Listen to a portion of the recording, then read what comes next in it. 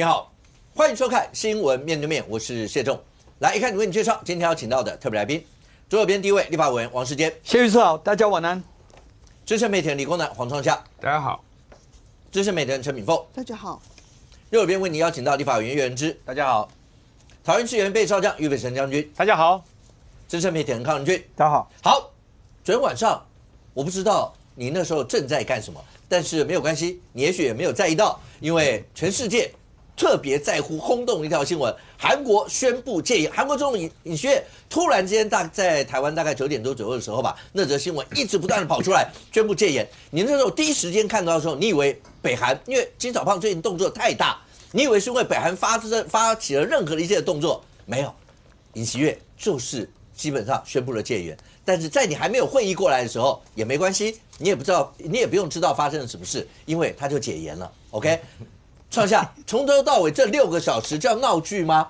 戒严是何等严重的一件事，尹锡悦难道不知道吗？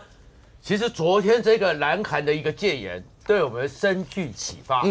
第一个启发就是说，高中同学真的不要误信50年，也误信5天都不行。然后呢，高中同学最好就是一起吃饭啊，聊聊天就算了，千万不要一起干大事。然后第二个启发是什么？对我这种花甲之年特别有感受。原来呢，跟我们梁山特种队同等级的南韩白虎特种部队，他们连比人矮的墙都爬不过去，我甚感欣慰。这为什么呢？因为昨天的南韩那场戒严，大家很紧张，对，但是后面觉得怎么是一场闹剧？但是后面呢，会不会是尹锡悦，或者是南韩现在经济形势本来就不好，一个很大的麻烦的开端？那当然我们要关切了。然后昨天是南韩时间10点23分，我们的9点23分。在龙山，整个尹锡悦突然发表电视讲话，为了要清除国内北韩势力的威胁，然后呢，国会呢不断的瘫痪国家，所以要宣布戒严，任命陆军参谋长为戒严司令。哇，事情这么大，对，然后是北韩的势力，亲北韩的势力，然后他当然后面也点啊，什么干戈他的人事啊，预算不通过啊。哇，这个东西都讲完了。讲完之后呢，1个多小时，在南韩时间11点，我们大概10点多的时候，整个戒严司令发表了6个宣布，这我们就知道什么叫做戒严。我相信呢，像元之那时候还小，所以对戒严不了解。第一个呢，禁止一切政治活动，包含国民议会、地方议会、政党、示威、集会和游行，通通都禁止。第二，还有一个呢。所有的媒体和出版物均受戒严控制。然后因为南韩现在还有医生在罢工，还有很多状况，所以禁止罢工，还有点所有活动，然后就戒严了。然后这个时候呢，后面呢就出动军队了。然后整个南韩的在野党李在明大概是40分的时候，就说要赶快召开紧急国会，因为根据他们宪法，国会要通过。那如果国会否决，就立刻要处理。所以接着呢，43分的时候，议长就到了，然后结果呢，后面就看到了，哇，坦克车出动了，特种部队、白虎部队、直升机飞到上面，人就这样垂涎下来，260个，看起来大事了，看起来是要直接逮捕。那整个3个巨头，然后整个国会就要被控制了。但是呢，民众也上街头了，工作人员也出来了。完成3道防线在阻挡，但是你这时候就看到了史上韩国最强，跟我们梁山特勤队一样强的部队，结果呢，在那边爬墙的时候推来推去，爬不上去。后来发现说，他们呢好像有些人呢没有带弹夹，有些人带的是塑胶子弹，你就看到说这个戒严令，连南韩的军人大概都只是在应付一下，敷衍一下。而在这种情况之下呢，大概到了1个半小时左右，1个多小时后，超过150个国会议员赶到。那国会议员赶到就开始进行表决。那进行表决，根据他们的规则呢，就过半可以表决了。最后就是167分钟之后，国会190票，通过否决戒严。而这190票里面很重要，里面有18票是执政党，所以执政党都不支持。然后整个国会否决之后呢？过了一段时间之后，到了南韩时间4点多，6个小时后，尹锡悦出来，宣布解除戒严，宣布收回这个戒严，然后呢，这个情况之下，但是他还是讲他是为了国家好，是为了那些敌对的势力，为了怎么样怎么样怎么样。但是早上9点开始，他的整个幕僚的很多重要的幕僚都说请辞，全部请辞，然后内阁也都请辞。原因是什么？他没有经过国务会议，他没有跟大家讨论，所以他是怎么样？晚上突然之间回家跟老婆吵了一架以后，他就要宣布戒严吗？那目前后来查出来，因为是烧酒喝太多哦，也有可能。后来查出来是他跟他的高中同学8月任命的国防部长金荣显，然后讨论，说是金荣显建议的，所以我们才说高中同学李文忠已经告诉我们，高中同学不要误信，然后金荣显也是一样，不要误信高中同学。那刚刚我们在录影前呢，金荣显也宣布请辞，但是很遗憾的没有鞠躬跟大家讲说，我很负责任的向大家报告，我完全不知情，这是他们比不上台湾的地方。可是这个下去之后，后面的状况显然就是更麻烦的了。当然，南韩在1980年以前有10几次、17次的戒严，但是这一次为什么这样突然搞？然后突然搞的时候，南韩的民众呢，你会看到很多的时候，大家都傻眼，对，还以为是假新闻，因为怎么可能呢？然后最重要的是，美国的态度立刻出来。美国当时苏利文正在开记者会，记者问到他这件事情的时候，苏利文呢没有通报，我不知情。可是从一个美国这么成熟的国家，一个外交这么资深的官员，如果他知道，或他觉得说看情势，他说我们会了解情况，他直接讲我不知情，代表着美国是不同意的。然后这个情况继续烧下去呢，然后接下来大家就问，那你尹锡悦到底是干什么？为什么突然之间没有错啦？先前的时候，他们朝小野大比台湾更严重，他们整个国会里面呢，在野党192席。然后300席里面，所以执政党是不过半的，而且是几乎差点差很多。对，那现在呢，他们下午的时候已经启动了弹劾程序。那启动了弹劾程序，24小时之内要投票。那刚刚就讲了，192席，只要有8席执政党倒戈，他就完蛋了，就过2/3。那刚刚讲了，昨天晚上临时夜间赶过去，还有18席执政党，所以尹锡悦保得住保不住，不知道。但是如果他过关之后，他也跛脚了，因为就变成整个南韩的一个笑话。接下来就是他们讲的内乱罪，要不要追溯他内乱罪？那这里面呢，就会变成是尹锡悦很讽刺的。尹锡悦，南韩的大统领，从李承晚到现在为止，流亡的啦，被暗杀的啦，坐牢的啦。所以尹锡悦认为青瓦台风水不好，就跑到了昨天宣布的龙山，在那边办公。结果现在他可能会提前下台，可能会坐牢。那到底为什么呢？因为你说有北韩势力，有那些国会，你要拿出证据嘛。他也没讲出任何的证据，所以南韩现在有个说法，说是吴三桂，冲冠一怒为红颜。因为南韩的国会对于整个他太太金建熙很多的问题都查得不好，所以他们正要弹劾最高检察署。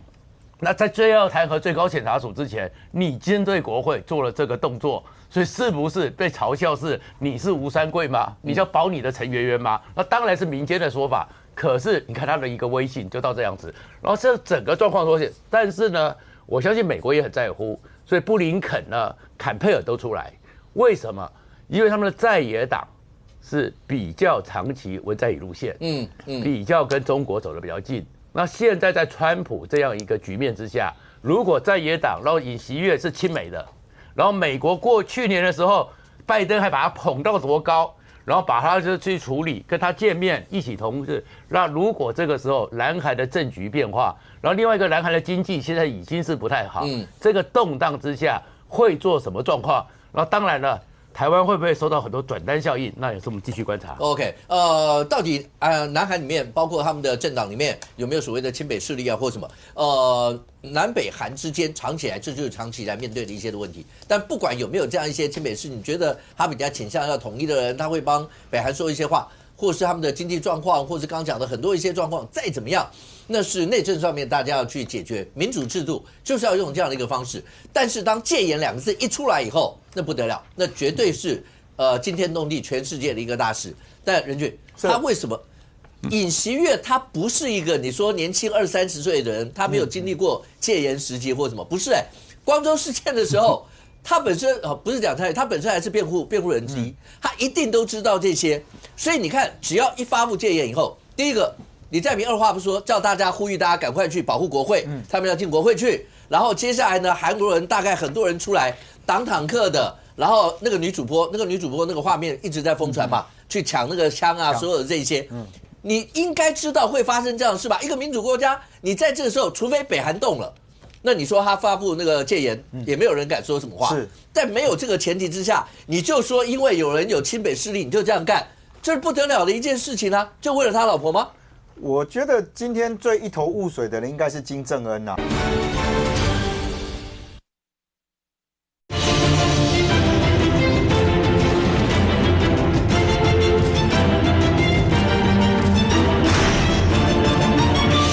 我觉得今天最一头雾水的人应该是金正恩呐，莫名其妙被人家借向上人头一用，关我什么事？我搞这些东西都是为了要这个清除亲北韩势力啊，要捍卫南韩的自由民主宪政啊，都是用这个话啊。但我跟你讲，就是说昨天确实让大家非常错愕哦，尤其是你在画面上面看到这一些哦，就说。这个装甲车辆哦，还有军方的车辆都进入到了这个国会大厦的周边，然后呢，许多的这个民众被号召，据说有数千人啊，就围在这个所谓的国会大厦，而且动员非常快，动员非常快，有很多人看起来不是因为是临时宣布，所以这没有办法预期，就是说我什么时候要把人先集结好往那边走。我现在讲的是一般的民众，所以你可以看到南韩的民众基本上对于昨天尹锡悦突然发布，就是说我要用突然搞一个紧急戒严，这个我认为他是非常反感的啊。但你刚刚提到说尹锡悦，因为其实我们现在对于南韩来讲，这几年我们因为这个很多韩流嘛，大家都喜欢南韩，但是通常普遍喜欢是艺能界的那一块，对他的政治可能我们一般对他没有那么的接触。其实尹锡悦从他接任到现在为止，他确实引起非常大的质疑跟批评尤其他在施政的方面。你刚刚提到他的夫人啊，他的夫人，你知道南韩民众已经关注到他们夫妻俩到什么程度了？你知道，还会去，他们一直有人在谣传说他那个夫人到不同的地方照片每一张出来都不一样，然后呢就开始质疑说他们这个夫人啊，是不是有特别要去修图或干嘛的，一直到。后来有一个说法，就是说他的这个老婆是不是有违法去收受所谓的名牌包？这就牵扯到了这个所谓的有没有收受贿赂的事情。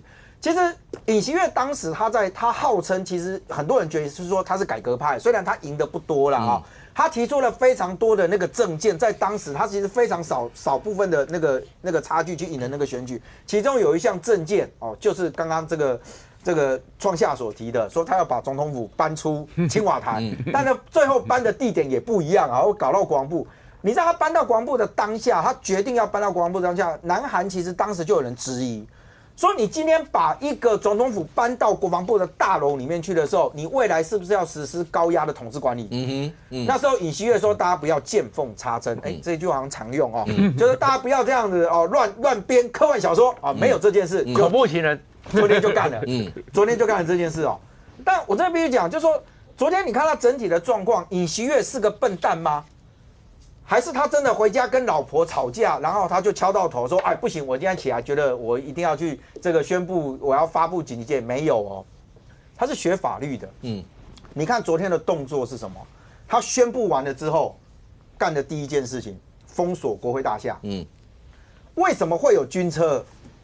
军车去围住国会大厦，尹锡悦学法律的，他很清楚的知道，总统发布紧急戒严完了之后，只要国会刚刚创夏哥已经提了，你300个人里面有一半的人告诉你讲说，我反对，你总统是必须要接受，所以他为什么搞军警去那边？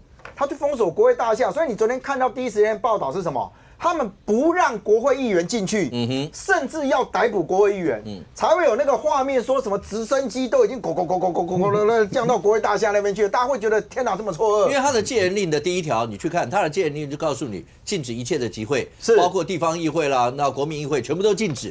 就禁止议会的意思就是你不能够去否决掉我任何一些。没错。所以国会大厦的争夺权一定就是重点嘛，谁要抢到那一块，他的重点一定就是不让任何国会集结。你没有办法进国会大厦，你不可能告诉我说几个议员在草地上面大家坐一下，然后举手投票嘛。他就用这样的一个方式能够往下内账最重要的关键，好了，两个，一个是美国的态度，这个等一下讲，但最重要就谁抢国会那一块，没错，抢得到这样，所以才会有连白虎部队都出来要去抢那一块啊。是啊，但问题是你看到今天到现场的那些军人，对。他面对到今天突然总统发布这个紧急戒严的这个状态的时候，他是什么态度去面对的？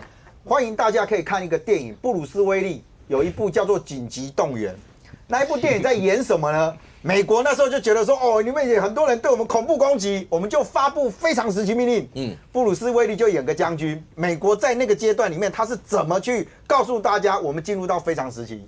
尹学做一半，我在做一半的意思是说，他感觉上军车也来了，也都做了，但是你刚刚那个画面上面看到的，就刚刚主持人讲，那女主播，那已经不是今天指着你这样骂，他已经到了近身肉搏的阶段，他去抢枪，他直接去抢了。你看那个军人夜视镜都戴了，那个头上全副武装，但是他干嘛？他就退，他就退。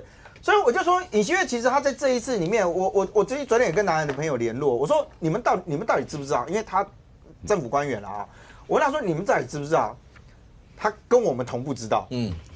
那你看尹锡悦，其实我为什么讲说他很多的施政哦，他其实出现问题，比如说在今年年初3月份开始，南韩出现一个状态，他的医疗崩坏。为什么？因为他们觉得说他们的那个医病比例太低，然后就变成就是说他觉得说我要解决医生不够的问题，我就大幅度的开放医学院的那个学生，就搞到一大堆医生觉得说要立即放安了，所以医生就罢工。对，医生罢工完了之后，医学院的老师因为都是医生嘛，没有上课那医学院的学生被迫干嘛？你知道1-2个学期你们在家自己学习。医生也可以这样自己学，所以他搞到非常多的人员。你看昨天的他发布的那个里面，还有一条说什么？所有医生回到岗位。他一步想要就透过这个来去解决他的那个被诟病的问题啊，结果没有用。所以我就讲，就说今天看起来尹锡悦这个做法事实上没有得到这个支持的原因，是因为大家现在看到是你居然用的理由叫做说，因为我的在野党、我的反对党在国会里面不断砍我预算。你们还动不动要弹劾我，你们这个叫做破坏民主宪政，你们就叫做亲北韩的同路人。我这个帽子太大了，你知道吗？对金正恩来讲，他一定会觉得奇怪，我还没出手我都还没来，这些人哪位啊？怎么突然变成是我的亲我的人？所以我就讲，就是当你今天用一个，对不起我觉得大家学政治应该听过一句话，罗兰夫人，自由多少罪恶假汝之名啊！也就是说，今天尹锡悦拿了一个叫做捍卫自由民主宪政的大帽子，但他真正要掩饰的是，因为他的施政不力，然后呢，很多人开始对他批评，施政满意度到最后17%，后来好不容易高一点19%，然后你今天讲说我因为这样，我就希望能够改变一切，好，那完蛋了啊！刚刚提到内阁开始总辞啊，昨天你知道他们同党的人开会还谈论什么？要不要叫他下台算了？所以我就讲，就是说，现在大家在看的就是说，你今天。尹锡悦干什么去了？休假，不知道是不是昨天太累了还是干嘛？今天没出现。那问题来了，他的在野党现在不只是要弹劾，动作很大。我昨天问了在台湾的韩国朋友，我说：你们看一下，你们总统到底在干嘛我不好意思修他的简讯啊，他跟我讲2个字：疯子。然后下一个说什么？你知道？他说总统这种做法，在没有经过任何沟通之下，让我们在海外的韩国人都觉得丢脸。这种就是该下台了。OK， 因为现在韩国国会已经讲，如果你不下台的话，一定就启动弹劾。那虽然他前面被弹劾了20几次嘛，那只是发动要弹劾，但这一次看起来，尹锡悦的政治生命，其实已经不用再多讨论了。但敏凤，我刚刚一直讲。尹锡悦不知道这个严重性吗？然后这次的过程当中，你看，所以那个国会抢夺战，在野党魁李在明第一个就马上呼吁所有的市民，他也知道，光靠几个100多个国会议员，你一定挡不住那些部队，只有把市民呼唤出来，围成一道人墙，然后国会议员翻墙进去，这也是刚创价讲的，国会议员翻得进去，白虎部队翻不进去，所以大家就讲他就是在敷衍这一块。但这整件事情搞到最后，那些士兵。也知道这不可能这样搞嘛，除非北韩动了，要不然你有什么道理在一个南韩一直强调自由民主去发动这样一些事？是啊，我昨天以为北韩打来了嘛，是吧？大家都以为北韩有动作然后嘛。我后来发现他的理由是我说怎么两的总统啊，就是被3级比预算，然后弹劾的官员也不是他，是22次都是弹司法官员。对啊，为什么会弹司法官员？就是因为他老婆嘛，他老婆收了7万块，然后还涉及内线交易，因为他是检察官系统的，所以都判他老婆不予起诉。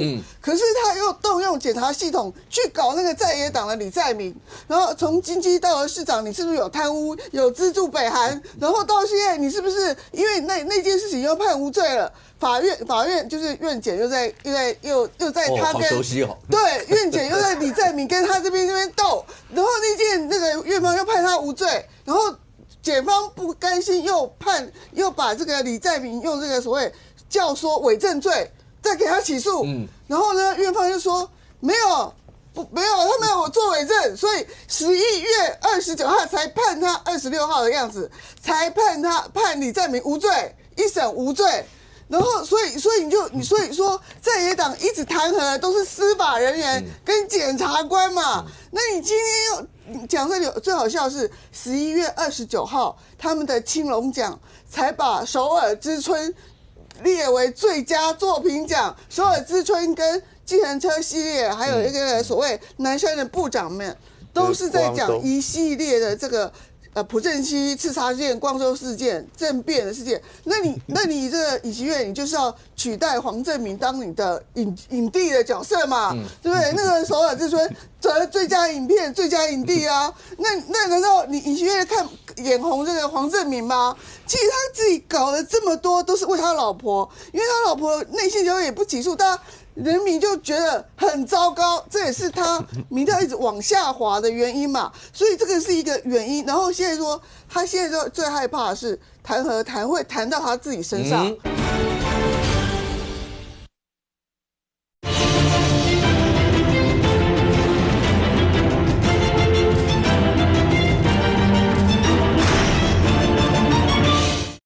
然后现在说，他现在最害怕的是弹劾会弹到他自己身上，因为这个一定弹劾他的吧？对，这件事情之前他也你说这件，我想这件事就一定不用讨论了。对，这他本来就只针对就是针对司法人员，因为司法人员一直在袒护他老婆。可是呢，他现在就觉得说，好，医生罢免，虽然好像有一些突破跟解决，但是也没有办法全面解决。然后呢，现在在野党越来越大，然后是不是改天就弹劾他了？所以这个大家就觉得说，他这是发动这种勇气，这么多的勇气去宣布戒严的主要原因。但是你要知道，这个戒严在全国这个韩国人的心目中根本就没有办法是吗？根本是个闹剧啊！你看那3部重要的作品在韩国票房里头卖得多好，表示戒严这个字在韩国人民跟在台湾一样，都是非常敏感的字眼嘛。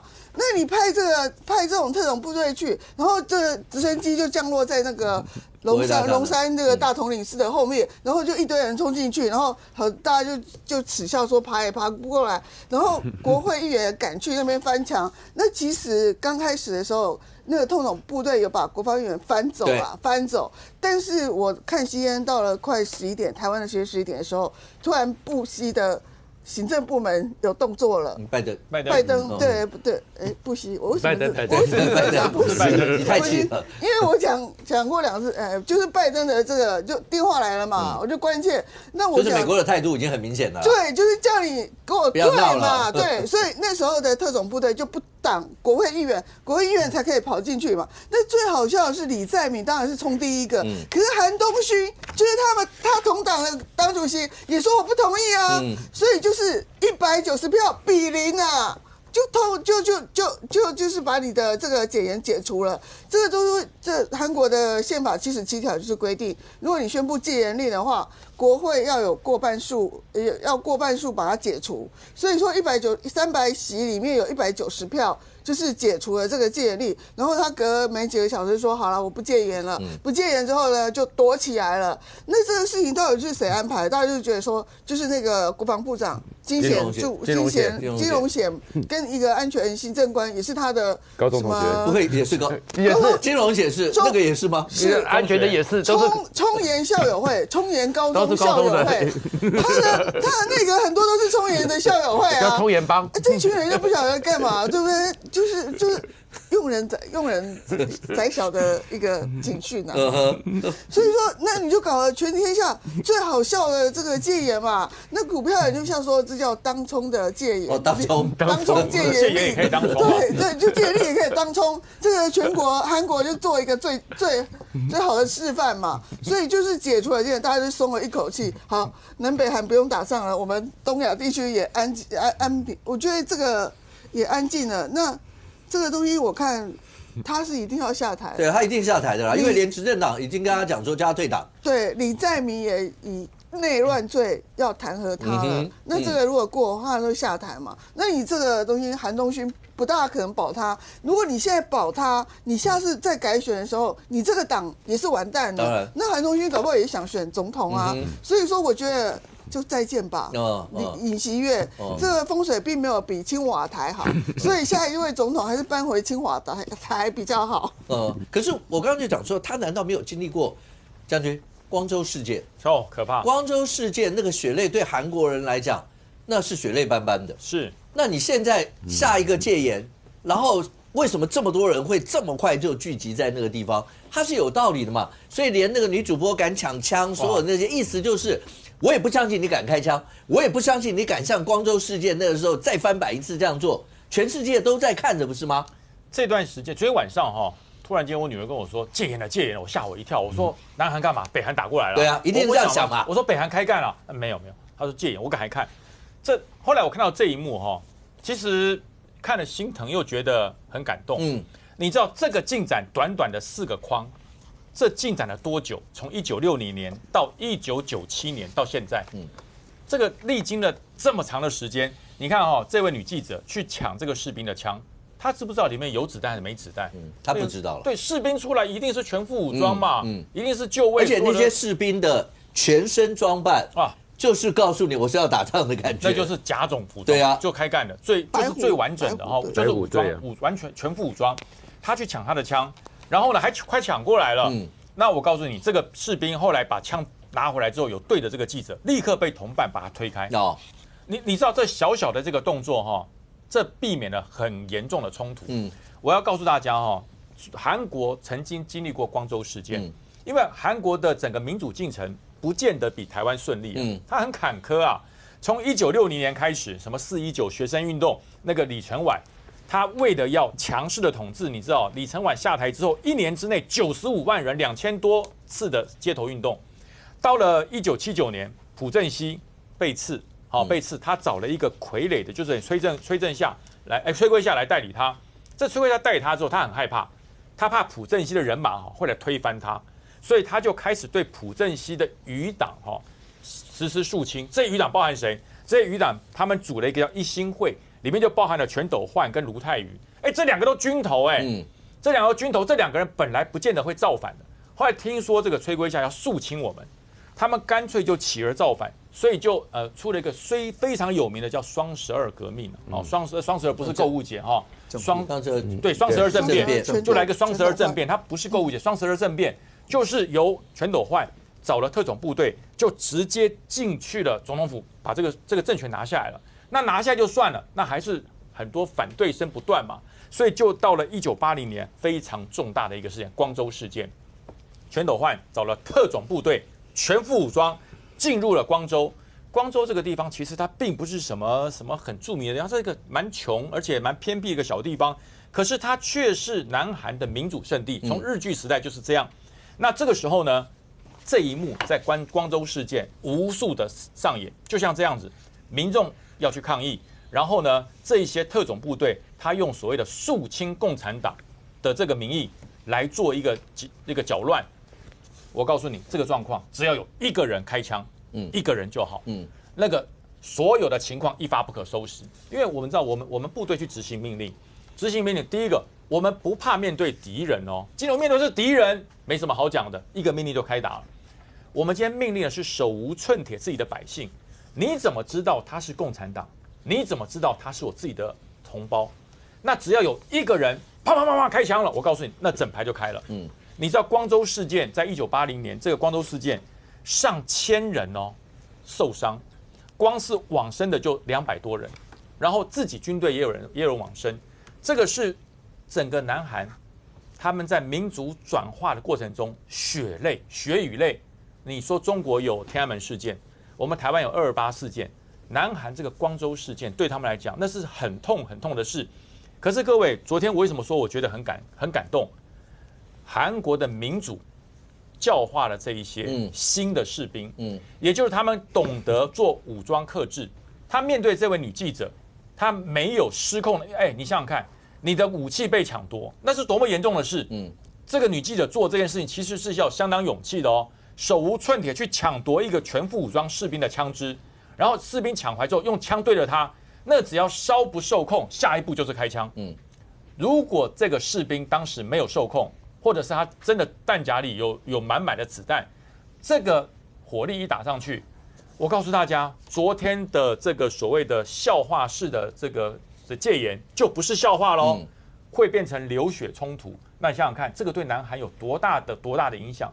所以我才讲，看到南韩的民主克制，看到他的军人受到民主化的教育，你不得不感慨，整个亚洲在从军事强人进入到民主社会的时代，这一代的年轻人真的改变了，他走出了2次大战那种所谓有武力就有力量的这种阴霾，而是慢慢的民主的理念深植在心。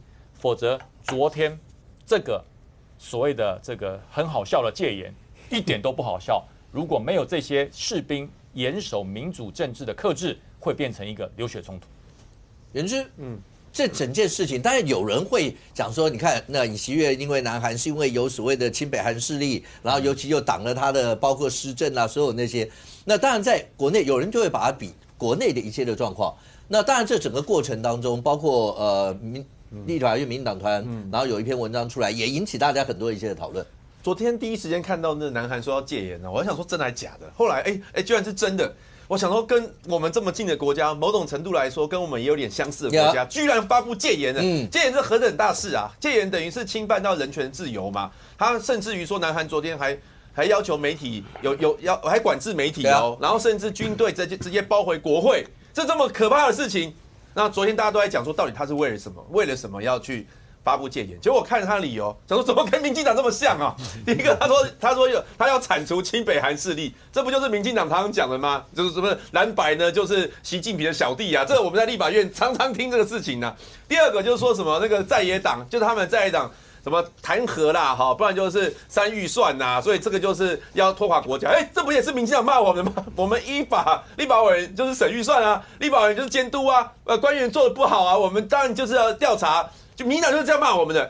这个尹锡悦原来他就用这种方式来宣布戒严，太像了那当然，我觉得国际上国家都没上车了，好像今天美国那个布林肯就讲说，他其实乐见尹锡悦宣布解严，他是没有骂他啦戒严这个事啊，但是他是说他乐见他解严，代表什么？代表他就不希望他戒严嘛。可是没想到民进党居然上车了。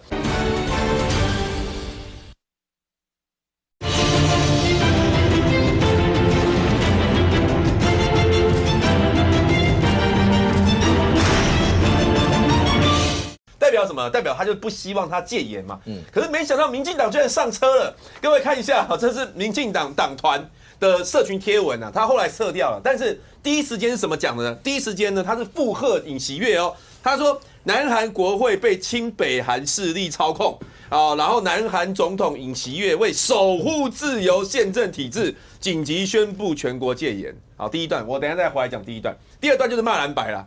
就是啊，怎么各种删预算啊、违宪啊，不啦不啦不啦不啦。第一段，后来民进党有狡辩啊，因为他后来删文嘛，今天一直被问说，你们到底为什么要这个贴文？你要不要道歉？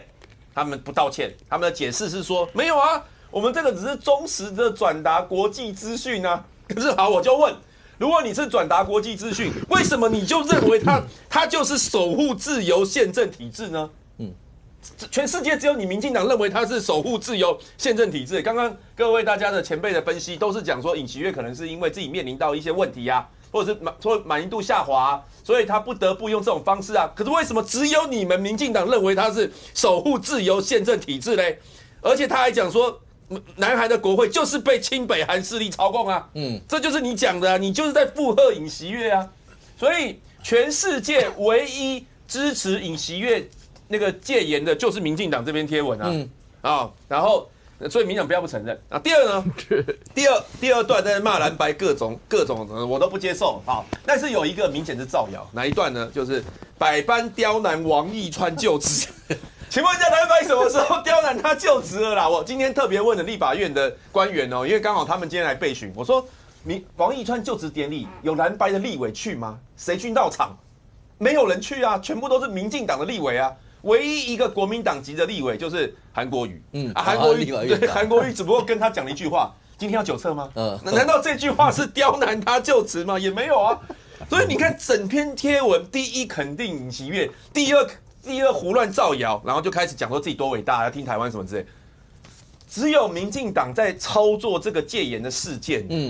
然后今天那个吴思瑶啊，他是他们的党团，那个坚哥是无辜的了哈。他那个吴思瑶是他们的党团书记长，今天接受访问的时候，他都不道歉然后还去扯什么呢？还去扯国民党，说哎呀，国民党你们才是什么什么几次戒严胜，这不是个关我们什么事？请问一下，昨天是我们国民党的人觉得他要恢复戒严吗？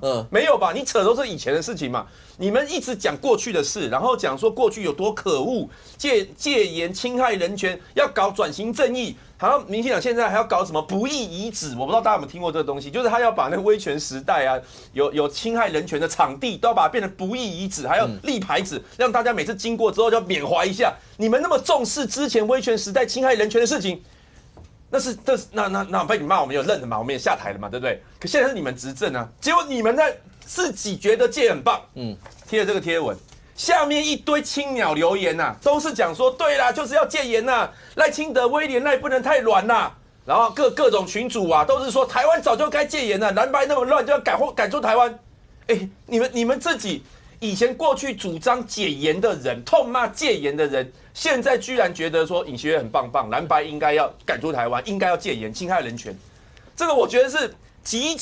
我觉得这真的是极其讽刺。好，那问题来了，因为昨天大家都很紧张，觉得民进党会不会真的这样干的，对不对？就是学那个尹锡悦嘛。我赶快去看了一下我们的法律然后我也去了解一下，到时候那个要冲到立法院要爬哪个墙比较好爬。那个我们的法律是太多了，我们的法律是宪法第39条宪法第39条有讲他说如果他还说总统依法宣布戒严之后呢，要经过立法院的通过或追认，那怎么解严呢？立法院必要时可以决议移请总统解严。所以如果昨天的状况是发生在台湾的话，我们一样就是要爬到那个立法院里面，然后呢，韩国瑜院长要召集一个紧急会议进行朝野协商。但是大家会担心说朝野协商会不会又讲到天荒地老？那没关系，这因为太紧急了，所以院长可以直接裁示，我们赶快去表决。所以呢，在台湾这个也是可以经过类似的程序。戒严，只不过因为在戒严法里面，因为我刚刚讲的宪法，但是在戒严法里面并没有把这个明确规范，所以我们内部也有在讨论不过这整件事情是事情，像这些贴文或什么，那刚才元之一直讲说，民进党会支持戒严吗？我们民进党51位立法委员，我们今天都已经分别发表意见，就是说，我们认为这个贴文，因为那贴文只上了12分钟，那完全是小编个人写，没有经过一个审核的程序就发出去，所以12分钟之后马上就下来。他那个情况不如那个刚才元之讲的说，有多少人去响应呼应，有哪一些青鸟什么去贴文，完全没有。其实那马上12分钟就下来了，而且那是小编个别的错误的行为。那第二点，但这篇是真的会让民党就是会背上。但是我们民进党但是我们民进党所有党公职完全彻底反对戒严。我们也认为，在我们台湾民主政治发展到这么成熟，已经完全不可能再走回头路。台湾从现在开始都已经完全不可能有任何就是发布戒严、实施戒严这样子的可能性，反而这70多年来的历史，确实只有国民党他曾经宣布也实施过戒严，所以我认为国民党也不要见猎心喜，好像说民进党有个小编发了一篇呢，才12分钟贴上去的文，那马上下来之后，然后就赶快紧抓着这个文，因为这个文完全没有经过民进党从立法院党团的立委或者干部或者我们全党其他公职的同意，完全都没有。在我们台湾已经不可能走任何这样子的回头路，而身为过去这个戒严实施者的国民党，不要再见猎心喜，拿这个话题来对我们台湾的民主再造第二次的伤害。我觉得这个是不对的。你是完全都可以保证相信说，如果民进党执政之下，除非发生我们讲说法令里面规定的，除非发生战争或者叛乱事件，对，要不然的话，民进党执政绝对不可能会出现所谓的戒严。没有错，而且即便中共开了第一枪，真的打过来，当时需要戒严，也是要透过民主程序，即便真的开战，那也有一定的程序。我们民进党的执政者绝对不可能单向以任何其他的理由去宣布戒严。当然，我们也呼吁所有在野党，因为你们可能哪一天也可能执政嘛。任何人拿到执政的权柄的时候，都应该考虑我们台湾的民主得来不易，那是那么多的前辈他们的牺牲之下，才造成台湾今天作为民主。我们台湾自傲于国际的，就是说我们100%的言论自由，100%的民主，要走回戒严的回头路，那是不可能的。我觉得我有看过一个群组里面，内政部的一个高官说，千万不要学这种白目的行为，就是阻止那种贴文，就是内政部的政次啊，他就在里面写说，我们不可能做尹锡悦的事情啊。所以这个东西，我觉得小编年纪太轻了，但是也是要好好的这个教导，也是要好好教，因为这个事连想都不应该想会出现的。太那个，这我们怎么可以接受呢？我们过去我们这把年纪的人都走过这个要求解除，走街头走多少，那多少人被抓或怎样，这种伤痛怎么可能让可能在台湾再发生？是太离谱了嘛？当然，民进党是推给小编啊，但我想问啊，第一个啊，那民进党认不认同这个小编自己讲的话？对，认不认同嘛？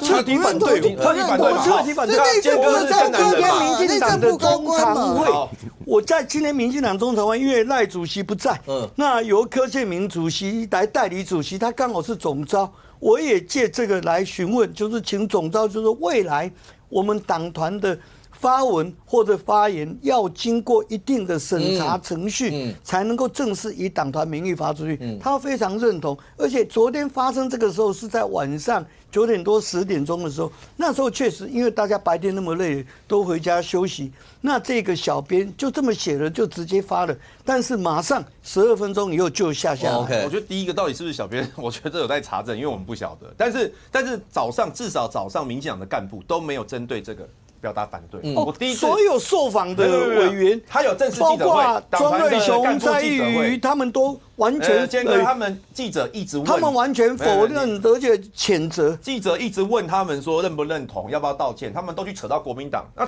国民党就是因为这样下台嘛。现在问题是新发生的是这个贴文嘛。他并没有说他不妥没有听到一句话是说他不妥。他的解释是说他是忠实转达国际资讯。这个是忠实转达吗？这有偏见转达吗？不，里面讲的韩国的情况确实是忠实转达。韩国当时发布的，所以你也认为他是守护自由宪政体制吗？他是讲说韩国发布这样子的，他是说被亲北韩势力操控，然后他为了要守护自由宪政体制，他才戒严的哦。原是这个我不认同。你们是过去曾经戒严的发动者、实施者，所以我们下台过嘛。我们现在讲新的事情嘛。那新的事情，第一个就是说他没有道歉啊，第二个就是说他没有反驳，还有一个就是说，那假设真的是小编好了，你们民进党党团的小编是主张戒严的呢？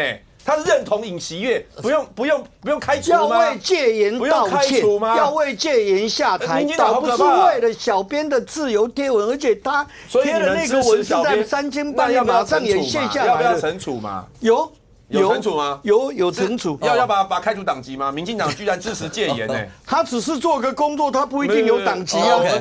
对不对？这整件事情对，那所以所有的发文当然要谨慎为之，尤其在台湾，你说我们经历过前面的大概38年的戒严的所有那些状况，那个伤痛是在座的大概都经历过那一段，然后包括因为创下，所以叫白色恐怖嘛那一段，为什么叫白色恐怖？其实白色恐怖那个名字的原因，我和那个将军就会知道，因为那时候呢，就是晚上入夜之后，然后突然之间一辆吉普车，然后上面4个白色的头盔，然后到一家敲门带走。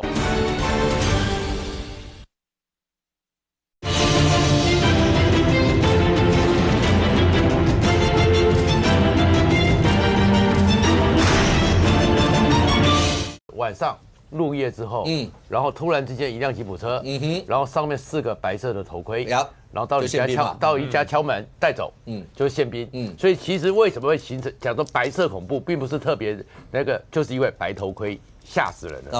OK， 这整件事情，南韩这一出的闹剧，当然在昨天晚上震惊了全球，因为大家。来宾发言你就知道，每个人都以为北韩发动了什么样的一些事，结果没想到就是为了这样的一些事。那尹学院的政治生命或是未来会怎么样？那当然大家会持续的看。但是除了这个以外，好了，刚才为什么一开始的时候，创下在讲的时候，对，所以高中同学呢，大家要吃饭喝酒就好了，健康活动，吃饭喝酒聊天就好了，不要乱出一些主意。那如果这样讲，一定会有人直觉就想到，好，那柯文哲主席跟李文忠高中同学，一定会有人摆在进去。那最近来讲的话，对于包括 QR code 那件事情，QR code 那件事情一直到现在，创下，对，包括昨天黄珊珊出来，前面一开始陈志涵就已经出来跟你讲，从来没有过。那因为他是在那时候是副总干事嘛，他说从来没有过什么 A 版 B 版的。黄珊珊跟你讲，从来没有连接到，就是他们的 QR code 连接到木可都没有这些，这样子整件事情都解释清楚了吗？基本上呢，因为是朱慧荣讲出来的嘛，然后讲出来的时候 QR code 嘛，但是 QR code 我们也知道说，最后2天的时候将近5000万嘛，然后快速的100、200，对200这样较少，然后现在就变成在吵了，到底这个 QR code 有没有？然后现在都讲说没有直接连接，因为他找的那家公司应该也不会这样做，可是后面每个人开始去质疑的是，你没有直接连接，但是你收的钱到底有没有是进到你另外的地方去，所以是整个资讯流是没有直接连接。现在是民众党所讲的，那然后陈柏惟说他去连，说曾经有一次，那我们也不知道证据嘛，对不对？那个东西去查，而且呢，其实你有没有修改过？侦九队去查就知道了啦。所以我相信其实都，但是后面的话是当时你捐了以后，结果你后面要换什么 KPB 吧，KP 点吧，然后或者是换什么小物。然后后面我们也知道说，这小物里面不是陈志涵他们在开这一次说清楚的记者会里面，那个又有付钱，又有什么钱、什么利润什么的，所以现在讲的是，那你这些是不是你有做一个转折？就是这些金流、资讯流是没有直接进去，但是金流呢，这些捐的钱的流，你要换成这个，要进到这边去，再换成这个小物，这个小物再把钱进到木可，再就回到柯文哲，反正这个很复杂的一个情况，现在大家也没搞懂。因为我就讲，其实这是非常单纯的一件事。政治现金就是你就弄一个账号，不管你要用就进到那个，就进到那里，他们的富邦那个账号就解决。但是你要换成 KP 小物，然后换成 KP 小物不是，然后这 KP 小物又有授权金，又有什么肖像权，还是觉得这个金流上是不是？也许朱慧荣看了资料或讲不清楚，但大家问的是，你金流，到底是进到了竞选所用，还是进到了另外还不知情的用途？怀疑是柯文哲有关的用途，所以现在就变成是整个钱的问题。那当然了，你看到没有，跟高中同学的纠缠哦，缠到现在还扯不清。不过现在看起来，任俊，你有研究过这一块的这所有的相关？因为平常讲，尤其最后那一块，大家讲。最后那几天的时候，柯文哲他们那个竞选的账户里面还有5000多万，是，但发动那一波抖内以后，又多了5000多万。那当然，竞选在座的来宾，时间啊，然后你说元之将军，大家都竞选那个过程，大家都知道，在最后那一段时间，吹票是最重要的。对，那吹钱当然也许是后面大概还有账要结或者什么之类，我不知道。可是这些东西还是会让大家有很多一些的问号。那这整个过程当中，再加上 QR code 出来，再一出来，你现在这整个爬树以后，你觉得是怎么一回事？其实我觉得就是用主持人刚刚的那一句话可以回答这所有的一切啊。明明很简单的事情，为什么要搞得这么复杂？就说选举这个在座选过这非常多了，你也选过啊？对，到后期，老实讲啊，那个每一个哦，就是到选前大概1-2个月的时候，你大概有剩多少钱，其实大家心里都有数哦。所以前面就会先发包。为什么？有当选机会的哦，你还可以跟厂商谈；没当选机会的厂商直接跟你要钱。因为怕你对吧？某酸屌你就糟了啊！我哪有扣你？我以前在砸车的时候就有好几笔选举广告没拿不到，所以很少会有那种，就是说我还募款募到最后一刻、最后1秒。好，那我讲实话，按照现在整个的这个过程当中哦，照选举的最后的阶段还在要求、还在呼吁募款的哦。会很容易给外界连接什么？以柯文哲这个案子来讲，我等于是告诉大家，我现在还有一个管道，我可以让大家捐钱给我。所以会不会有那种想当想胖的人，反正我这个账户都还在开着嘛。那天主持人说，之前柯文哲选举的时候还曾经关过账户。是啊。对不对？选市长那个时候，他主动关账户，告诉你不要再捐了。当那个时候好多人都这样，赖清德那时候选市长的时候也是啊，我的关账啊，我觉得我已经够了，对不对？那结果后来就因为这个捐献，反正anyway 那是另外一个事情啊。所以我就讲，就是说为什么现在大家对于柯文哲的这个本来很简单的，就像政治现金这件事，政治现金老实讲，我觉得换 QR code 其实没什么意义啦啊。就我曾经讲过，我说他们那个虽然有不一样，对。但是他扫进去就还是进那个同一页面啊，你人家本来就是透过金流，就是跟你靠这个跟你收这个手续费嘛，那你最后转到哪里去，那是你个人可以运用。可是我光讲一个哦，就如果大家还记得那个时候，民众党在开记者会是在澄清他们政治现金有没有哪些有出入的时候，这一张图也说明了一切。什么样叫做把简单的事情复杂化？你看啊，那个时候针对就是说，你今天到底账有没有乱做的时候呢？他讲说，靳总跟穆可有合约的争议，这个合约的争议就来自于上面的这一段叫做政治现金。我为什么讲说他把简单的事情复杂化很多？就第一个嘛，我今天愿意捐钱，选举的时候啊，捐钱就2个管道。第一个，我就是喜欢将军，我就是直接捐钱给他。有额度多少，我们就按照额度来，这一种。第二种，将军推出竞选小物，我就跟他买竞选小物。就2种嘛，因为竞选小物通常都是你们，就是你今天推出的人自己负责嘛，对，所以这一块你的钱还是会有盈余，还是会回到你身上，而且讲实话啦，竞选小物卖的都很贵啦，为什么？就是赞助嘛，对。那问题来了哦，你光看那个时候，你还记得民众党说他们跟穆可之间有争议，为什么？因为有多付了1360万左右。好，那这个复杂的点就开始来了。你一般捐政治现金啊，他就把它分成2种，一种呢就是你有纯捐款的啊，但是你捐款之后呢，可以换 PB 的点数，换完 PB 点数呢，可以呢再去跟斗内换小物换小物，所以呢这个换成小物之后跟谁换？跟穆可换。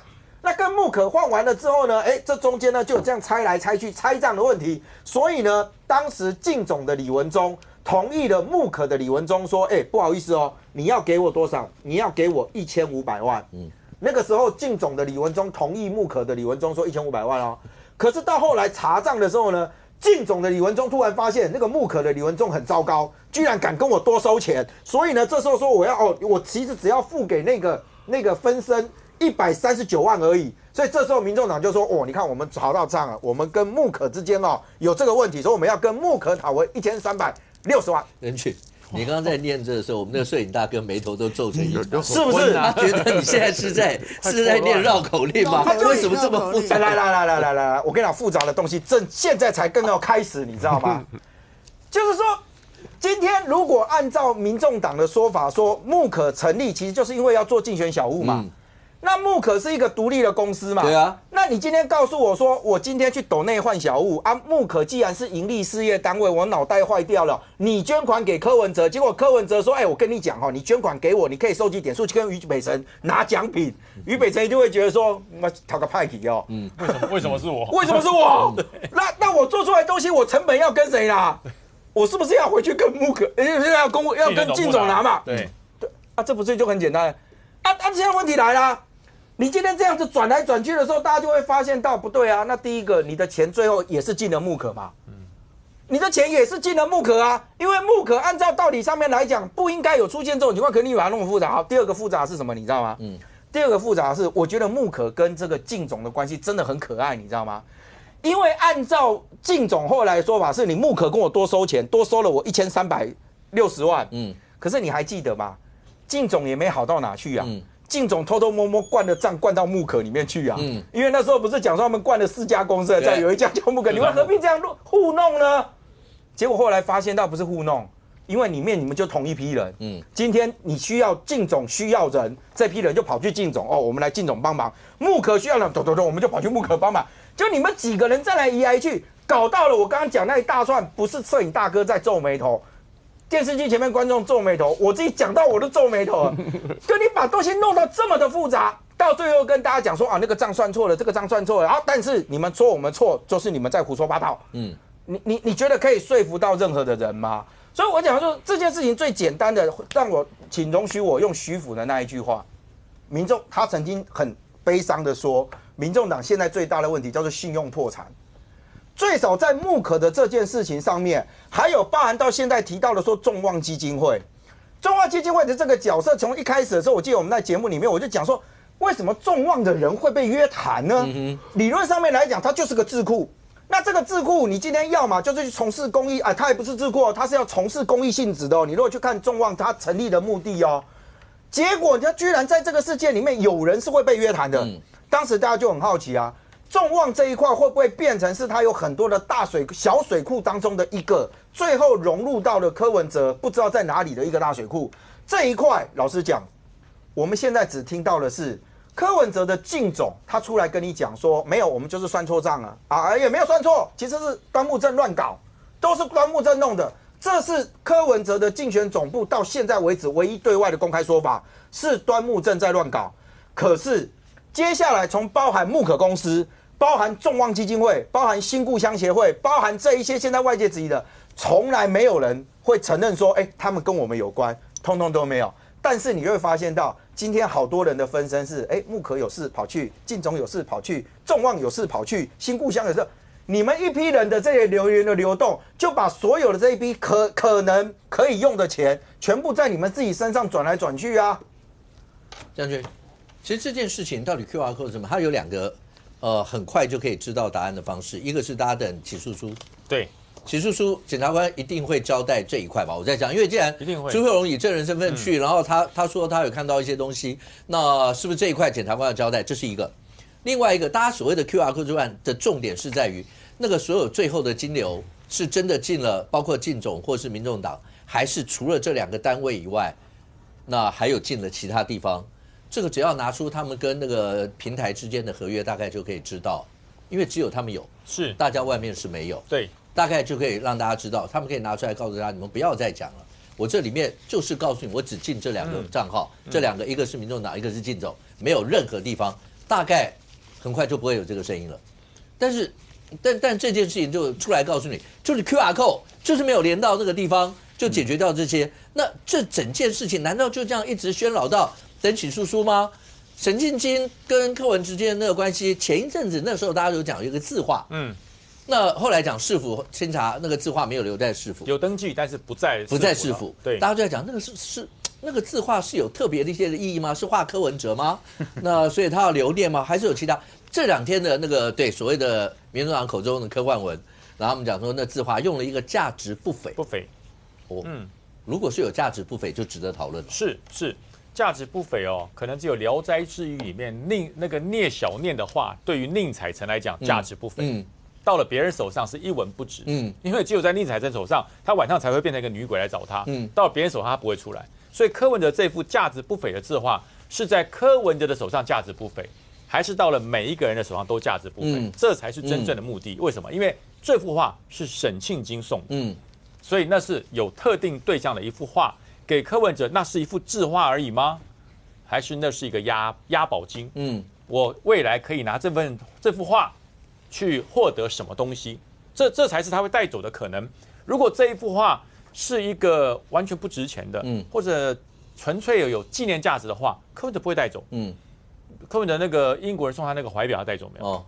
应该没带走嘛，因为他说那破铜烂铁卖不了几个钱，他觉得值钱才会带走。靳总卖的所有募款小物，一定是用所有的这些支持者来的政治现金。我做了以后，你来除了捐献之外，你可以买这个。那买这个的钱，你所收到的不会是一张收据你所收到的是一个监察院的一个捐款凭证，因为它是募款小物嘛，它的目的是在募款他的目的不是在卖杯子，那你把它叫木可来，不管是透过什么KPB 啊，或者直接买小物，那是开收据的，那哪叫募款？那叫商品。木可卖的叫商品，竞总卖的叫做竞选小物。你拿竞选小物叫木可当商品卖，请问这个钱怎么办？这是目前柯文哲所有人没有办法说明的啊。我请问一下，其实每个阵营，那个从阿扁那时候开始卖所谓的就是竞选小物开始，对扁帽嘛，然后小猪那时候开始，大家有很多人都会推这样一个东西。民党跟国民党有推这样的东西，是靳总自己卖竞选小物吗？就一般阵营。是自己吗？你们还是没有推？没有，有推。马英九的时候有卖，对，有卖什么围巾什么的，搞不太清楚。台湾加油站应该是靳总自己。扁帽是扁帽工厂自己的公司，对，其实我没有通的。我相信不管哪个党，其实都会把这样竞选小物，光是要募款这些事，都会把复杂的事简单化了，就说要不然我们拿几种小物，那是跟哪边制造工厂，大家怎么样去买，那有一定的价格，这些都必须公开嘛。那这个募款也是尽量把这些复杂各种大中小笔款怎么样收怎样，这个都尽量把它简单化。因为我们在这个政治现金方面，我们国家已经有很好、很详实的制度来追踪、来考核，但是柯文哲从头到尾，他根本就是把简单的事复杂化，他故意让这些事情流程啊弄到其他公司设其他公司来弄一些假账，他要用蒙混就对。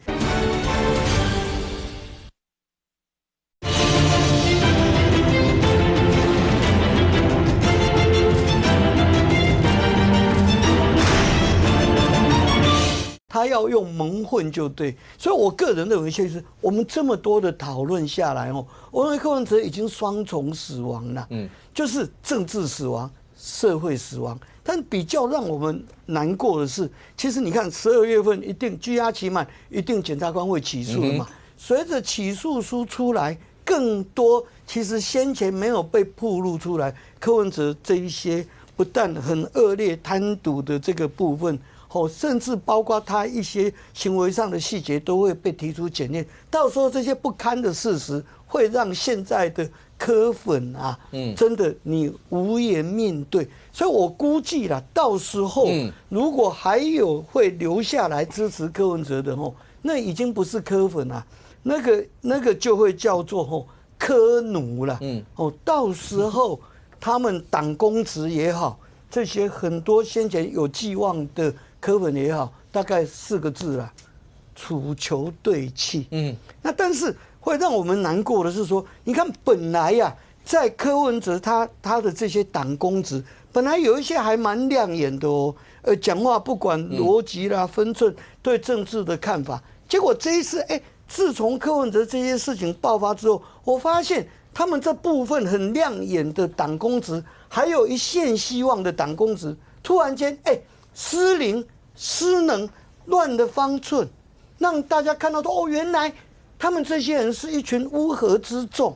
那跟9年前、10年前柯文哲出来的时候，他号召白色力量要第三势力，要给年轻朋友们一些希望的，说能够跟蓝绿这个分庭抗礼。结果你搞到你自己党的一个基本的结构、财务都是造假，你如何跟蓝绿2大政治势力来对抗？完全不可能。所以我认为未来的这个民众党，我认为他们因为还有每年1.5亿国家资源的补助这些当然他们不至于断炊。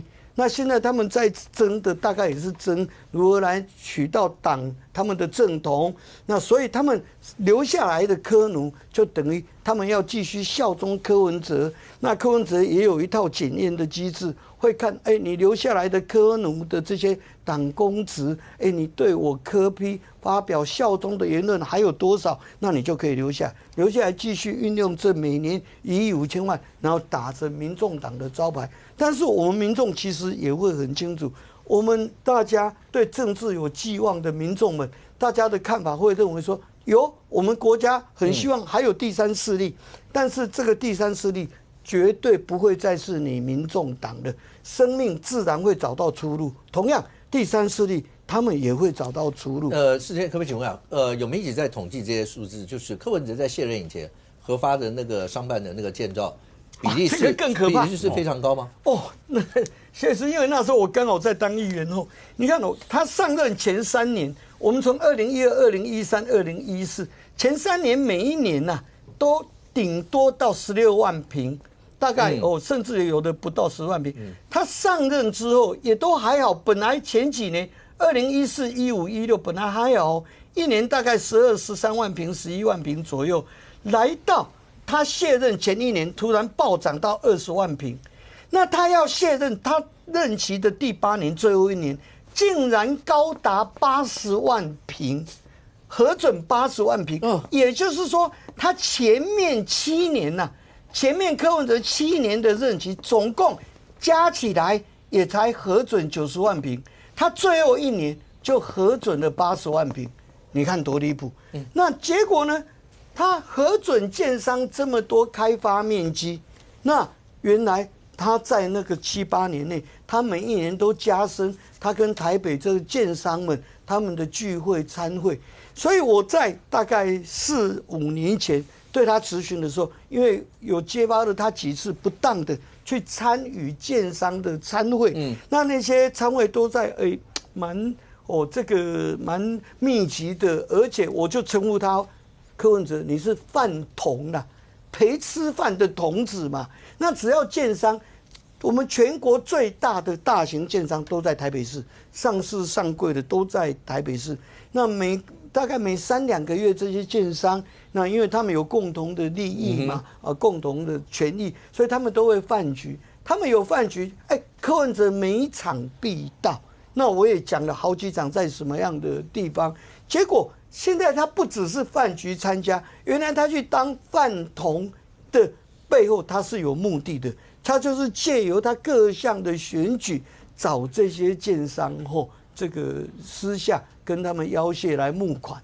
那当然，很多建商碍于，因为你有案子要在台北推嘛，再怎么说你都必须台北市政府某个程度都发局、建管处的配合的帮忙，加上柯文哲那种这种半玩笑式的勒索，大家都听得懂，那大家就大概就不得罪钱呐，不得罪人，所以就奉献了给他。这些在未来起诉书里面都会写到，很多建商都不乐意的捐献给柯文哲。这个过程当中，戴元之，你觉得这好了，像那个吴宣讲说柯黑啦或什么，那个是市场公，意思就是你们大家骂柯文哲，对不对？就是因为骂柯文哲就是有市场啊，就是有收视什么，对，所以大家才变柯黑吗？他是觉得说这个为什么有那么多柯黑啦？然后就是因为市场很大，就是有市场需求，所以很多人就变成柯黑了。他是这样子解释。可是其实我是觉得他是因为内心深处啊，午夜梦回的时候常常问自己一个问题，就是说那为什么？之前很支持柯文哲的人，他们真心对待的人，最后都会变成柯黑。他觉得他没有办法回答这个问题。在他们眼中，朱慧荣现在是不是也是柯黑？就是柯黑啊，柯黑第一号。所以他点出来的柯黑，不是说坚哥那种，坚哥当然是柯黑啊。但是他讲的市场供应法则没有讲到坚哥，他点的人是说像吴静怡啦、柯玉安呐，或者是张义善这一种，以前是在柯旁边的人，怎么忽然间变得柯黑？他没办法解释这件事情。他没办法解释说这些人是不是因为这个因误会而相遇，然后因了解而分开？怎么大家以前这么熟悉，现在却变成最熟悉的陌生人？然后甚至于反过来骂柯文哲，他没办法回答这件事情，所以就讲了一个市场供需法则啦。那我觉得，因为站在吴怡轩的角度，他是柯文哲现在的发言人嘛，他当然就是创了这样的一个想法出来。但是实际上，也许啦，我觉得有些人变成柯黑是真的。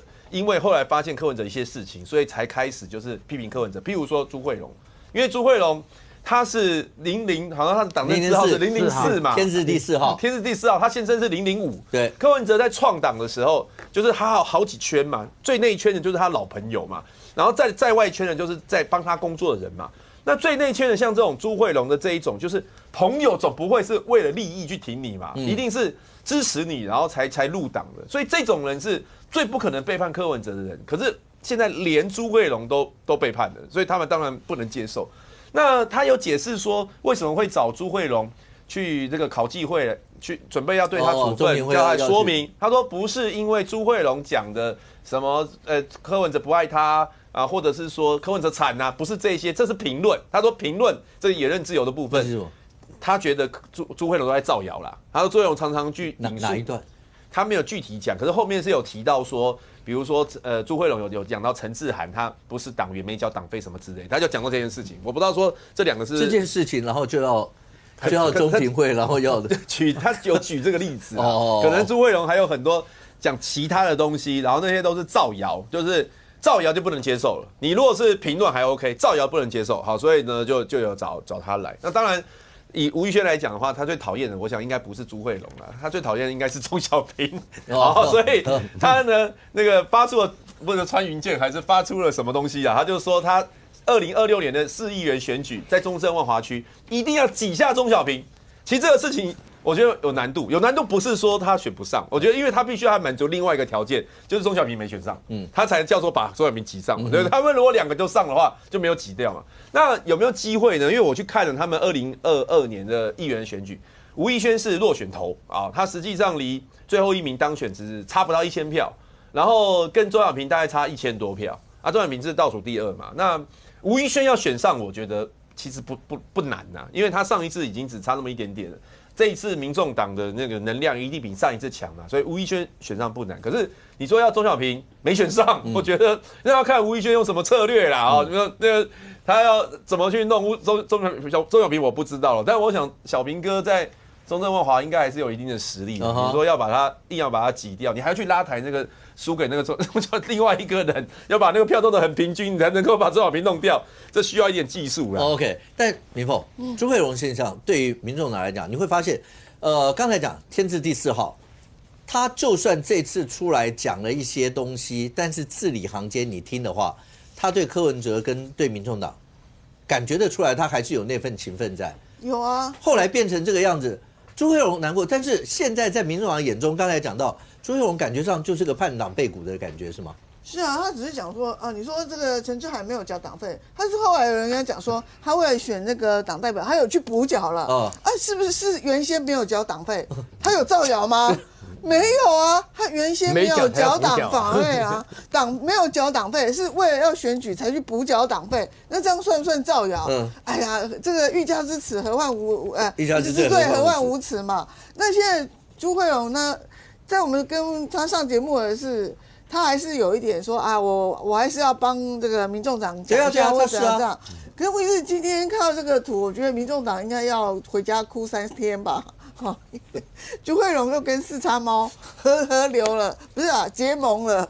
那你看这个，他遮起来了，这个东西很重要，就是说。这个是8月11号，他不是去劝那个所谓的柯文哲说，你这个什么东西要消，有问题要消。然后柯文哲跟他讲说，哦，你的看到的问题给我列一列，我来去问李文忠。然后最重要的是说，如果我们内部不处理的话，四叉猫一样查得出来。现在就知道四叉猫就是民众党的天敌了。从8月12日开始，连柯文哲给朱慧荣的这个简讯里面都要提到四叉猫会找出来这样子，那问题是他知道后半部了，那这个重要就是说，到底他查到李文忠什么事情？因为他也跟他那天坐在这里的时候，也是跟检方讲说，他觉得李文忠不对劲嘛，那检方就跟他讲说李文忠怎样怎样怎样，但是问题是，他到底跟他是怎么样的？就说他觉得李文忠到底是什么关系？其实这个是这封他跟柯文哲简讯的重点。他那天在节目里面讲，他是讲说他以前跟柯文哲在对话讲到李文忠，那我可以直接讲，他对李文忠是100%的不信任的感觉。对，就是所以他直接问柯文哲说什么钱还在吗？人还在吗？他的意思是钱会不会被 A 走？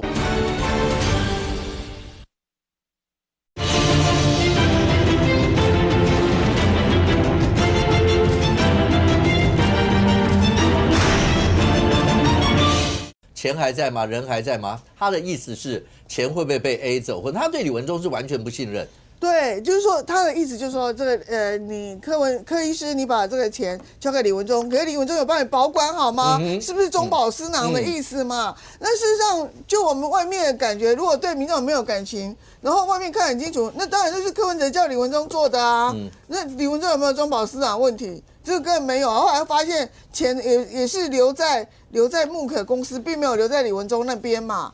那所以说这个东西就是说。这个四叉猫最近在流行那个什么案件啊？这个木可公司什么案件，按那种四叉猫这2天又去按了啊，他按那个我要捐款，果然又到木可好店啊，然后他又把它公布出来了，然后又讲了一句说，我保证5小时、几小时之后，这个页面就会完全消失。果然，民众党又把那个页面通消失掉了，就没有说一按就到木可好店。所以原来你们不要再讲说捐款是捐到木可好店，现在页面已经取消了。可是那个后来就是连那个民众党的捐款，自己的捐款也一并弄掉了。反正情急之下就胡乱搞，先把页面都撤了就对了。然后结果现在又恢复了，就说你捐民众党的部分那个按钮还是OK 的，但是你要按下去捐给木可好店的没有了，就清楚了。但是我们要问的就是说，你木可公司，你不是跟我们讲8月12号你就关门了吗？那你不仅8月12号没有关门，然后你不是隔2天还从木可公司开了300万的发票出来吗？好，你现在还有按钮一按下去，木可好店还有人在帮你处理募款，这不是骗笑吗？所以说，这民众党真的是，我真的不晓得讲这个党是要怎么讲。好，我觉得民众党自己的皮要绷紧一点。现在朱慧荣跟四叉猫联盟了，好像吃火锅吧，还是吃什么店啊？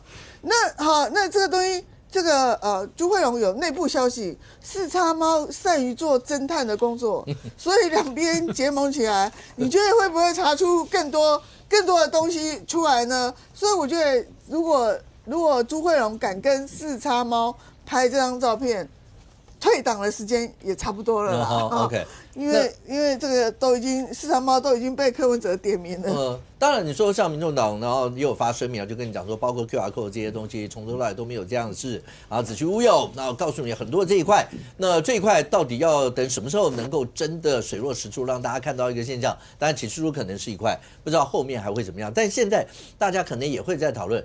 任俊是，可不可以简单告诉我那个2年条款，你觉得会废吗？我愿意相信柯文哲，好不好？柯文哲说不会变，最少他进去之前有说过不会变，那周玉修现在看起来也说不会变，我们还愿意相信民众党一次，这样子可以吧？OK 啊，真的，可是现在对他们来说是打仗的时候，对他们来说现在是党最艰难的一个时刻。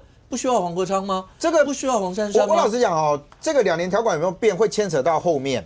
第一个就是说，你2年条款，第一个会先延伸到后面的那个9到16名。对啊，因为这几个已经有人很认真的就是进入了2年的实习期嘛。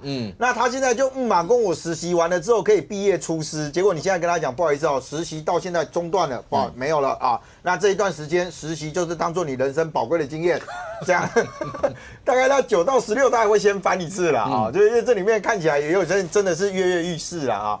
那你因为这里面9到16还牵扯到，就是说它里面有一位那个李珍秀嘛那李珍秀如果到最后比照，就是说他如果真的没办法就任立委的时候，他会往后顺延。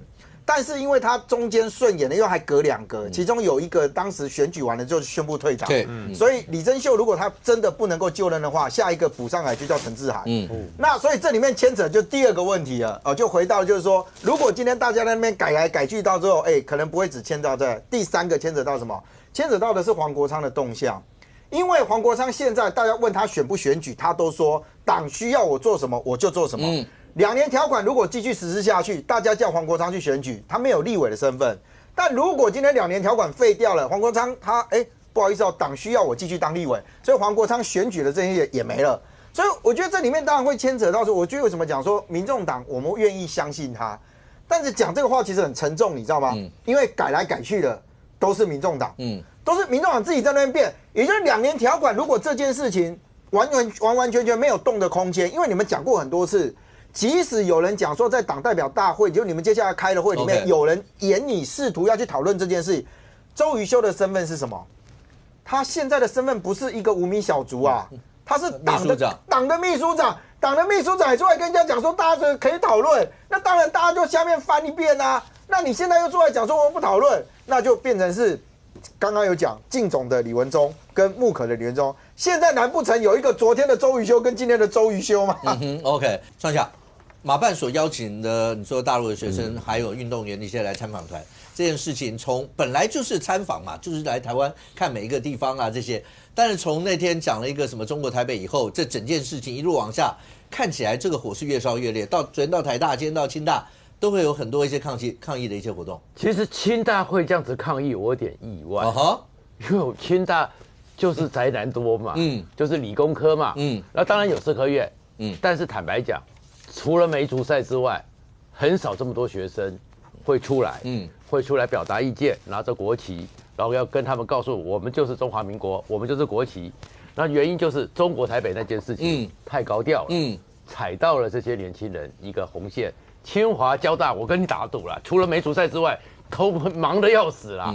所以其实你知道这件事情里面引起的一个就是这种反应，但是这种反应那个好像也是复旦大学复旦那个女学生，那复旦大学那个女学生讲了中国台北，但是后面的时候就是马办太奇怪，旭晨这个小老弟以前我也认识啊，讲的话，你说中国台湾吗？不是，他是讲说我们讲他们熟悉的语言，什么叫熟悉的语言？那中国大陆你又为什么踩那个红线？大陆中国允许你讲你熟悉的语言吗？那请问马英九，你在那个南京总统府，你怎么没讲你熟悉的语言？我当过总统，你讲我当过这个，所以一切的东西就是整个其实。你说本来运动嘛，本来这个，然后也就是，所以这件事情整个这样一直烧过来，我是觉得是台大本身就比较多元，然后比较各种方面的那个各种的思潮、各种的活动都多，清华会引起这样的反应，然后中山大学会变成讲成是中山女中，会讲成盘丝洞、唐真，你难怪中山女中也会不高兴嘛。所以这里面其实来去，我们两岸之间的学生的交流或什么，那当然就不要去讲了。他们的那些学生，难道中国的学生是像随便说我爱报名就来吗？没有挑过吗？没有中国没有核准过吗？那来到这边，你就是互相的尊重。所以其实我是觉得表达一个对我们这种公开的不尊重，而公开的不尊重只是学生就算了，然后国民党的。现在不知道该怎么处理的马英九前主席，他的办公室变成是这一场火，尤其是好不容易就打了一个棒球嘛，就赢了嘛。但是你为什么一定要中国台北？然后中国台北你讲了就算了，但是你为什么主办的马办你要讲这些话？然后还有一些特定的媒体还要讲说马龙好帅，马龙跟于将军能比吗？对不对？于将军都没说好帅，还要天天要马龙好帅，天天在那边捧。我是觉得有些时候两岸互相都没关系，但是讲到马龙好帅，于将军一定要抗议的嘛。岁月催人老啊！陈杰宪可以抗议，我可无权抗议。可是刚刚讲的那个过程，敏凤说我们的中山女高的孩子，尤其用到盘丝洞，盘丝洞你只要读《西游记》知道那就是蜘蛛精啊什么那些，不为什么会这样？你要捧自己人你就捧。但不需要去贬我们的人啊！没有，我觉得第一个人就是文明不够嘛，对不对？你随便讲一讲，就是《西游记》什么盘丝洞，什么蜘蛛丝，什么女人什么的，蜘蛛女、美女什么东西的，那你就是表示你的自己的。第二个就是故意的嘛，好，故意就贬低，那就很恶意了啊。那所以说，人家欢迎你。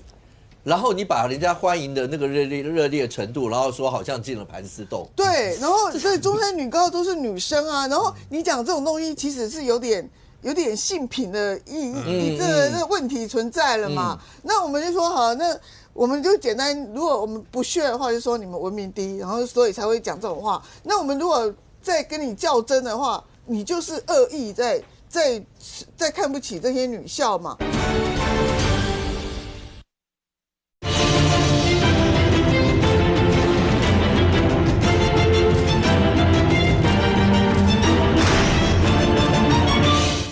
所以中山女高都是女生啊，然后你讲这种东西其实是有点有点性平的这个问题存在了嘛。那我们就说好，那我们就简单，如果我们不屑的话，就说你们文明第一，然后所以才会讲这种话。那我们如果再跟你较真的话，你就是恶意在看不起这些女校嘛？那我觉得你马英九办这个东西，你至少要跟人家讲一下，就是说我们现在到一个什么样的场合去了，那这些东西有些什么话要注意嘛？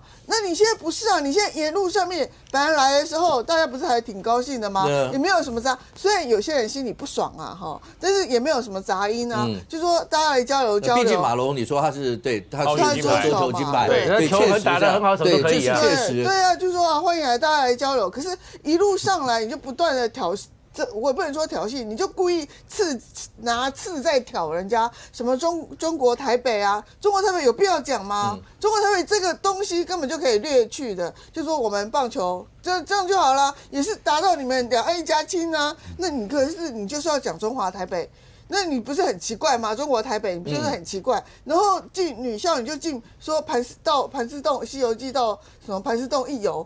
那我要是中山女高的女生，我说你给我出去，我们这也不是盘丝洞。学校抗议啊？对啊，学校中山女高有抗议，一定抗议的，有对啊，对，一定会抗议的啊。对，我就说你走错路了，我们这里不是盘丝洞，我们这里是中山女高。所以我觉得马英九这样子，还有萧旭晨啊，萧旭晨以前记者跑立法院的时候，大家也是觉得勾一郎，可是他做这个马办，我觉得我觉得他一路上麻烦，我觉得他有点承受的，好像压力很大的感觉。那一路上面东解释西解释，然后还要国民党，他又要开始心里又讲说，你国民党为什么不帮我？因为他每次都会抱怨国民党要跟马英九切割。那你这些东西一路来，如果连什么这个学生已经开始跟你抗议的时候，我请问你，马英九总统，你这趟是成功的还是失败的？一开始人家就挑你为什么不带那个国徽、国旗？因为你每次出来就这个，而且你每次都拿这个东西来骂diss 民进党啊。结果你这次来，只不过是年轻的学生而已，你就不敢带了吗？然后这一路上面风风雨雨这么多，那你搞到这个负面比本来好好的交流变成负面的，那你觉得你这趟是成功还是失败呢？所以这是无聊的事情嘛。来人之。因为那个女生讲那个中国台北，那当然台湾人听了会觉得有点不舒服啦，就是说为什么要讲中国台北队？我们就是中华队嘛，或台湾队都可以嘛，为什么要说中国台北队会不舒服？但是我觉得还是要看说他真的是有如陆委会讲的吗？陆委会是说他是来搞政治宣传的，还是说这个女生就是因为就是习惯性用语嘛？因为在他们那边。他们就是会讲中国台北嘛，他们讲到我们的中华队就是讲中国台北，还是习惯用语。如果说他就是一个习惯用语，他该避免没避免，那我当然觉得大家也不需要把它上纲到政治的层次。今天早上陆委会就讲说要对那个马英九基金会做行政处分嘛，因为以后不能再邀这些，不能再邀他们嘛。然后这个反正就讲一个理由，然后理由就是说，当初讲好了，你不能搞政治宣传，你违反了当初的规定。可是这个女生，她在祝福的时候脱口而出了一个习惯性用语，她是不是在搞政治宣传？我觉得这个有讨论的空间。马龙第一天来的时候讲说，听说台湾队啊，所以关键是什么？关键就是说他们这一团不是故意的嘛。你看马龙就讲台湾队嘛，而且绝大多数这一团常常在称赞台湾啊。他们也提到说，比如说日月潭，他们以前听说日月潭，没想到来了之后，哇！发现比想象中还要好，其实他们对台湾都是非常称赞的，所以到底是不是来做宣传？我觉得这个有争议啦。这个如果说不是，我觉得大家可以包容一点。然后第二个就是我们可以看到马龙这一群人呢，他们到学校去，当然有的学校有抗议，可是其实另外一边更多的人是很欢迎他们啊。所以台湾就是这样一个民主多元的国家嘛，有人会抗议，有人会支持。在我们这个美丽的国家里面呢，大家多元的意见呢交互相萃，激荡出这个美丽的火花，这就是我们民主的可贵啊。那人家到了我们这个民主的国家，结果我们反而去压制他们说，你什么话可以讲，什么话不可以讲，这个我是觉得有失于这个我作为一个民主自由国家的。我觉得以你的这样子，有可能变成尹锡悦第二，随便就宣布一个什么事情，这些都是985的高校的学生985在大陆是什么样的学校？他怎么会没有一点政治的意识呢？你会不会把这个事情看得太单纯了？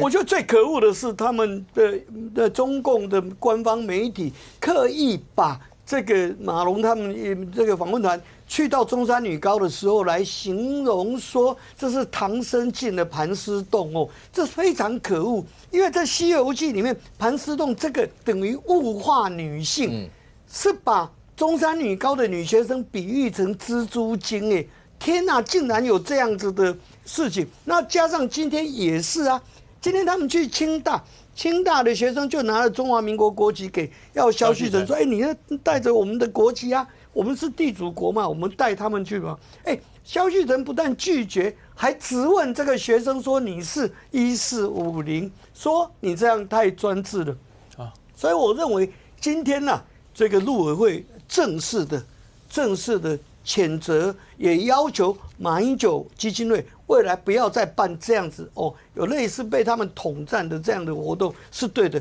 而且我认为是这样啦。第一点，来者是客，那我们尊重说他们来，我们给他们大家约定好的一些事项地点，大家去。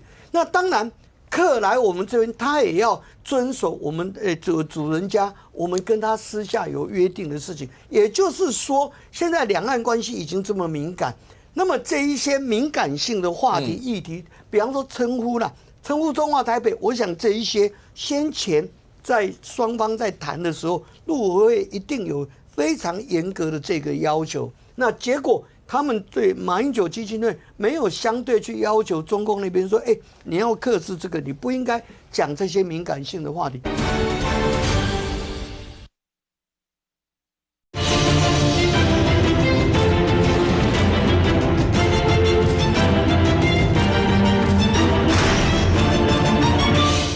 正式的谴责，也要求马英九基金会未来不要再办这样子哦，有类似被他们统战的这样的活动是对的，而且我认为是这样啦。第一点，来者是客，那我们尊重说他们来，我们给他们大家约定好的一些事项地点，大家去。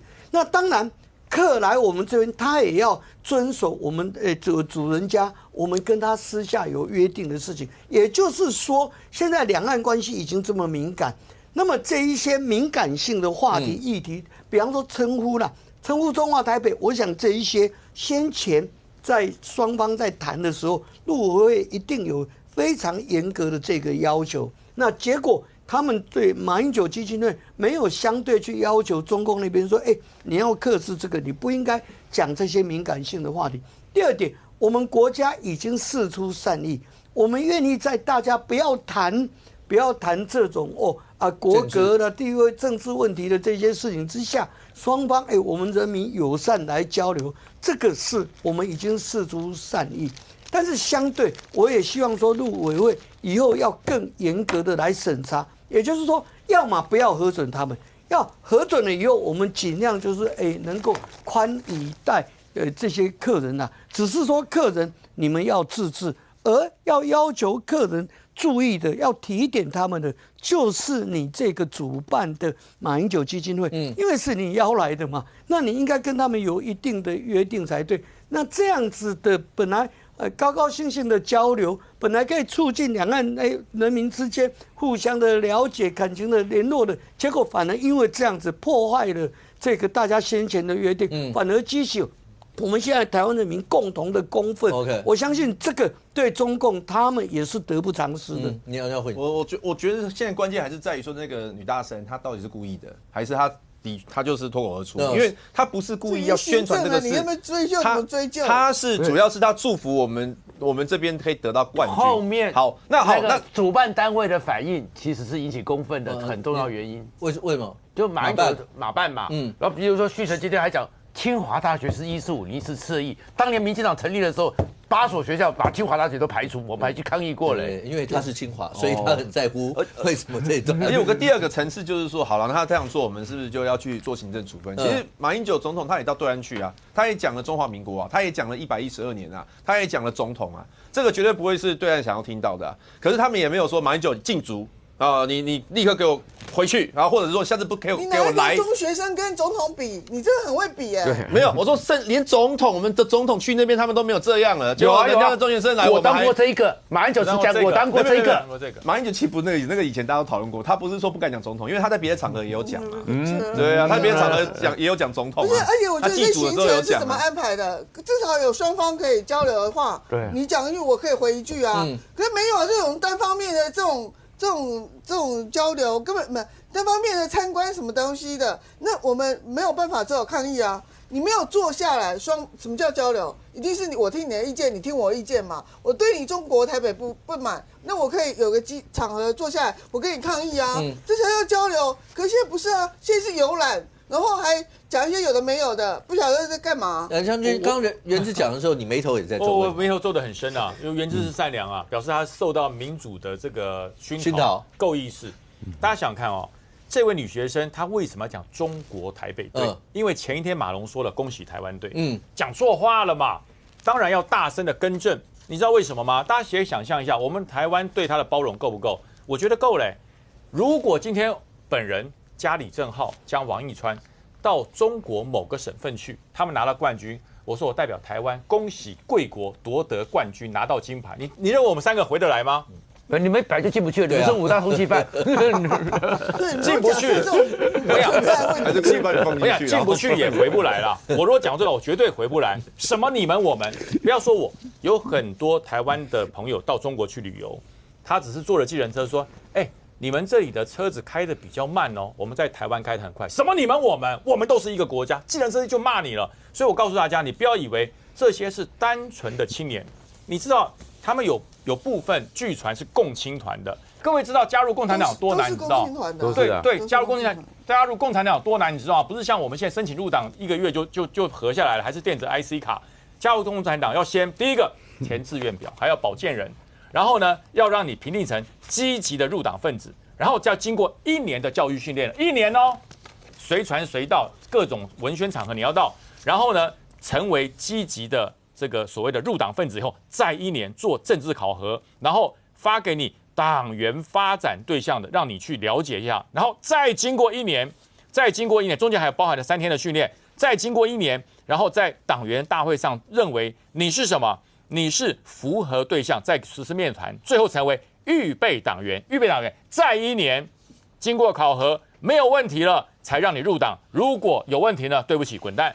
所以光是从入党申请到最后入党，最顺利、最符合红色需求的人，最快3年。你认为这些年轻人是等闲之辈吗？当然不是嘛！全部在口条方面，在脑袋对共产党的忠诚方面，那是经过了非常非常细腻的洗脑。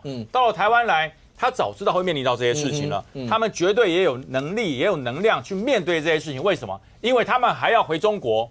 如果今天马龙讲了台湾队，这位送信的女学生没有出来更正为中国台北，我告诉这一团回去完蛋了。但是这一个统战，我可以告诉所有国台办的朋友，如果你整个跳格过来看我们的节目，我告诉你，非常失败，不但没有到达你们统战的目标，反而让台湾的人民对你们更加反感。OK， 这整件事情看起来余波荡漾。那接下来呢？接下来两岸之间到底会怎么样？那不只是我们关心，当然大家也在看的是，如果川普上台以后，全球的变化性，包括两岸之间会有什么样一些的变化嘛？值得大家密切的观察。